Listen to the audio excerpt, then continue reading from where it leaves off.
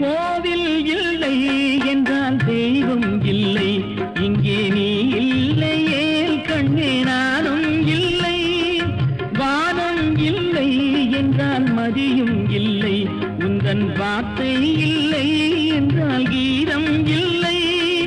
நீ வந்ததால் தானே பூ வந்தது, நீ வாடினால் வண்ண பூ வாடுமே. என் ராஜாத்தி கண்ணே கலங்காதிரு, எந்தன் பொன் வண்ணமே அன்பு பூ வண்ணமே.